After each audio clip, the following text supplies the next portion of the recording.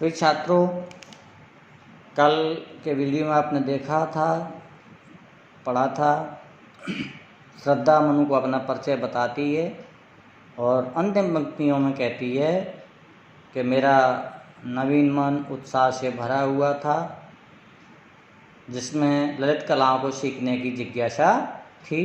इधर मैं गंधर्वों के देश में निवास करती हूँ और अपने पिता की अकेली या अत्यंत प्रिय संतान हूँ।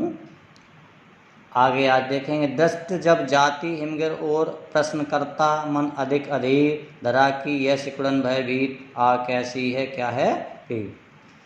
श्रद्धा मनुष्य बताती है आगे कि मेरी जब जब भी दृष्टि इस उत्तुंग हिमालय की ओर पड़ी, इस उत्तुंग हिमालय पर पड़ी, तो मेरा मन या मेरे मन में अनेक प्रश्न इसको जानने की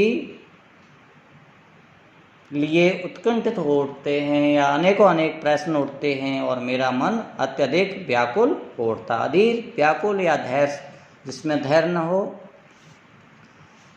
धरा की यह सिकुड़न भयभीत, उस उत्तुंग हिमालय, जो हिमालय पर्वत होते हैं या जो भी पहाड़ होते हैं, तो उनमें चोटियाँ ऊंची नीची होती हैं। उस ऊंची नीची चोटियों को देखने पे ऐसा लगता है मानो वह सिकुड़न है।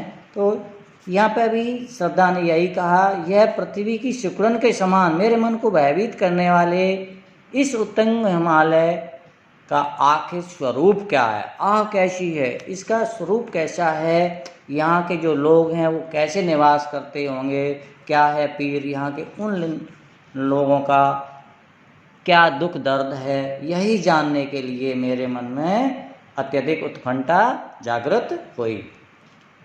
आगे फिर देखें, बड़ा मन और चले ये पैर शैल मालाओं का श्रृंगार, आँख की भूख मिटी यह देख, आ कितना सुंदर संवार।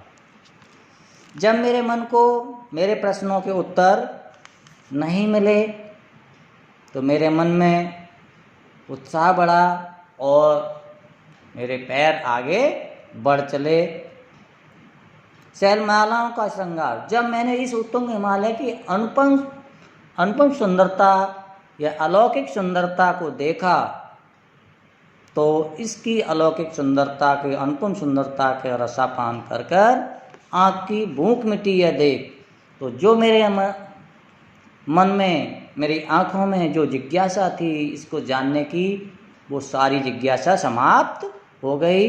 और इस अनुपम सुंदरता का रसापान करके मुझे ये पता चला कि वास्तव में कितना सुंदर संवार, कि संवार मीन्स होती है संपूर्णता, कि वास्तव में यह उत्तुंग हिमालय है, ये सुंदरता का संपूर्ण प्रतिमान है या संपूर्णता है, सुंदरता की संपूर्णता ही है। आगे देखें, ये थोड़ा सा और देख लो जल्दी से। यहाँ देखा कुछ बल का अन्न, बल का अन्न होता है जीव जंतुओं की भलाई के लिए खाने से निकाला हुआ कुछ जो अन्न होता है, जो प्राणी निकालते हैं और बाहर रख देते हैं घर के लिए, घर के बाहर, उसको बल का अन्न कहते हैं। भूत हितरत यानी जीवों की भलाई के लिए।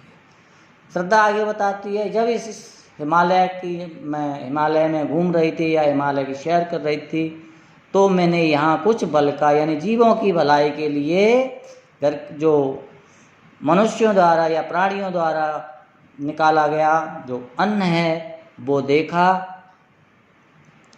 इधर कोई है अभी सजीव हुआ ऐसा मन में अनुमान, तब मेरे मन में ये अनुमान आया कि निश्चित ही कोई इधर जीवित है, इसीलिए जीवों की भलाई के लिए जो अन्न है वो बिखरा हुआ पड़ा है। और इसी को ढूंढते ढूंढते मैं आपके पास आ गई। आगे की 2 लाइनें और देखेंगे।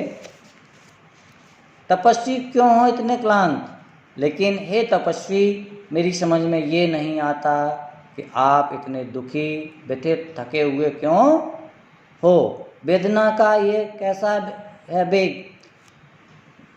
श्रद्धा मनुष्य कहती है कि हे तपस्वी, हे अपरिचित, आपके मन में जो वेदना है, जो चिंता है, इतनी तीव्रता से क्यों उमड़ रही है। आज तुम कितने अधिक हताश।